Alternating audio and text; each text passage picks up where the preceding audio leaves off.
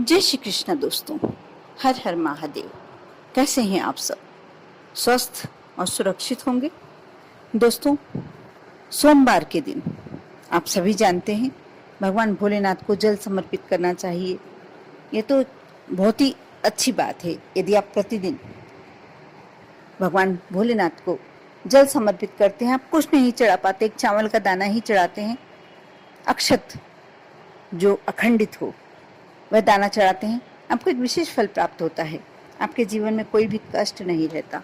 लेकिन आज जो इससे थोड़ा अलग मैं उपाय बताने जा रही हूँ, आप यह कर लेते हैं, मानकर चलिए कि आपके यहाँ इतना धन आ जाएगा, इतना पैसा आ जाएगा सिर्फ ये उपाय करने से। आपकी जैसी भी मनोकामना हो, जैसी भी इच्छा हो, आपकी अवश्य पूर्ण होगी।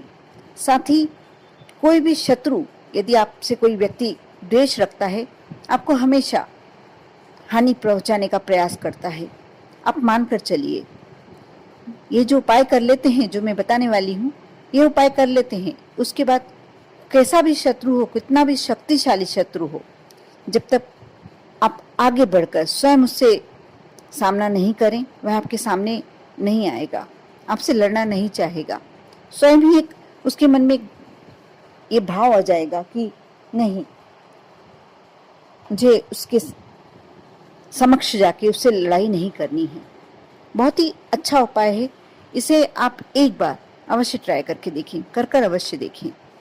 दोस्तों, इसके लिए आप सोमवार के दिन सूर्यास्त से पहले किसी भी समय, जब आपको टाइम मिले, जब आपको समय मिले, आप थोड़ी सी काली तिल ले लें और थोड़ी सी सफ़ेद तिल, मान लीजिए 10-10, 15-15 दाने लगभग, और आप एक हाथ में, जो आपका उल्टा हाथ है, उसमें काले दाने रखें तिल के, और एक हाथ में सफ़ेद दाने, जो आपका सीधा हाथ है, उसमें आप सफ़ेद दाने रखें।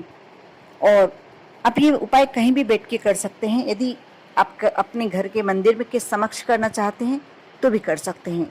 एक घी का दीपक लगाएं, और जो मैं ये मंत्र बताने जा रही हूँ, आप दीपक लगाकर, घी का दीपक लगाकर, और दोनों हाथों की मुट्ठी बांध ले। दोनों में आपने तिल रख लिया, सीधे हाथ में सफ़ेद रंग का तिल और उल्टे हाथ में आपको काले रंग के तिल रखना है।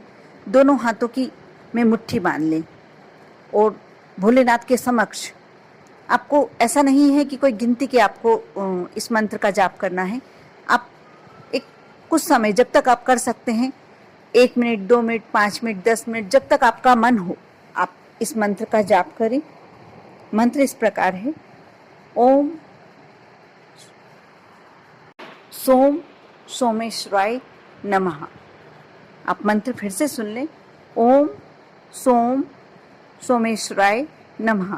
इस मंत्र का आपको जाप करना है, कोई गिनती नहीं है, जितनी देर आप बैठ के कर सकते हैं। जब आप मंत्र कर चुके, तब आप अपने हाथ की मुट्ठियां खोल दें। दीपक प्रज्वलित ही रहना चाहिए। जब आप ये कार्य कर रहे हैं, आपके समक्ष दीपक अवश्य प्रज्वलित अवस्था में रहना चाहिए। आपके समक्ष एक भरा हुआ जल का कलश अवश्य होना चाहिए। आप जब जाप कर चुके, उसके बाद मुट्ठियां खोलें, दोनों हाथों की मुट्ठियां खोलें, और कुछ देर तक आप दोनों हाथ की तिल को ध्यान से देखते रहें। एक तरह से तिल को अभिमंत्रित करने का तरीका है।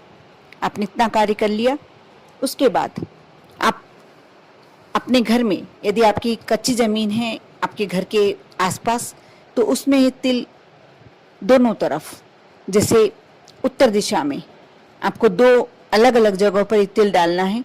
कच्ची ज़मीन है तो, नहीं तो एक गमले में ही दोनों तिलों को डालकर आप उत्तर दिशा में उस गमले को उठाकर रख दीजिए। उसको नियमित जल डालिए।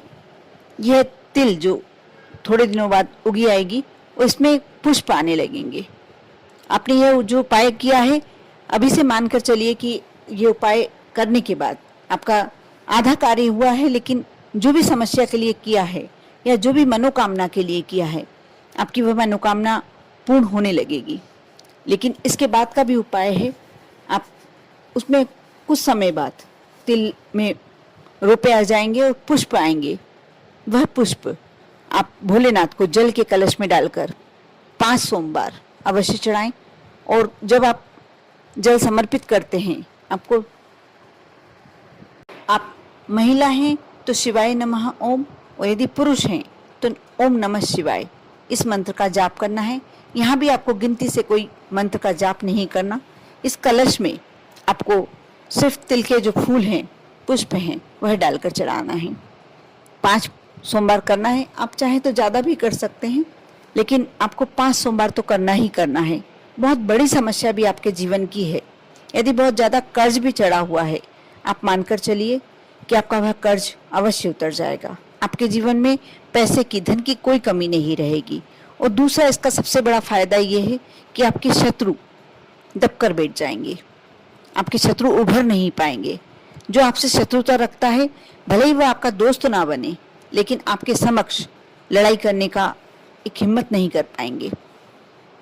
और साथ में एक कार्य और कर सकते हैं। ये तो आपने कर दिया, आपने तिल लगा दिए, लेकिन आपको कहीं तिल के पुष्प मिलते हैं, आप ये कार्य तो करना ही करना है। उसके अलावा आपको तिल के पुष्प मिलते हैं तो आप इसके साथ साथ ही 5 सोमवार वह तिल के पुष्प तोड़कर भी आप जल में, आपको लगता है कि मेरी बहुत बड़ी समस्या है और उससे जल्दी ही मुझे मुक्ति पाना है, तो आप वह तिल कलश में डालकर, कहीं मिल जाते हैं आपको तिल के पुष्प, तो आप कलश में डालकर वो समर्पित कर सकते हैं। क्योंकि भोलेनाथ को तिल का जल समर्पित करने से आपके कैसे भी कष्ट हों, आपके पितृ देवता खुश होते हैं, भोलेनाथ प्रसन्न होते हैं। और आपकी कैसी भी परेशानी हो, कैसा भी कष्ट हो, धन संबंधी बहुत बड़ी समस्या भी यदि आपके जीवन में है, आप तिल चढ़ाते हैं, उसका भी बहुत महत्व है।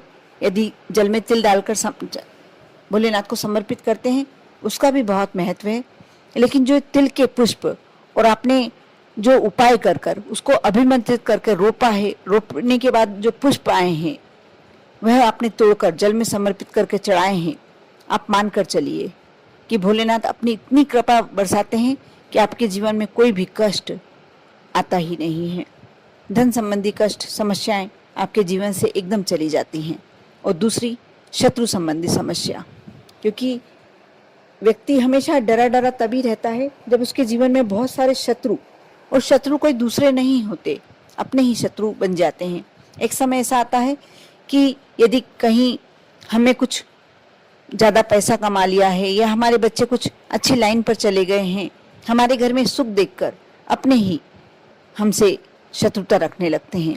ऐसे शत्रु यदि आप सोचते हैं कि आपसे शत्रुता ना रखें और हमेशा आपसे विद्रोह की भावना ना रखें, तो आप ये उपाय अवश्य करें। बहुत ही सरल, बहुत ही छोटा सा उपाय है।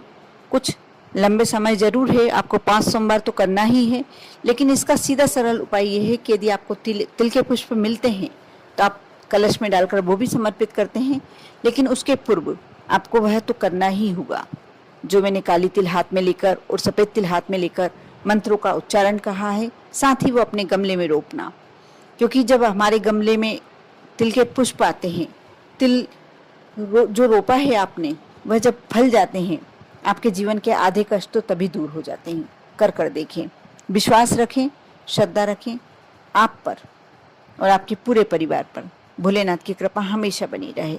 ओम नमः शिवाय।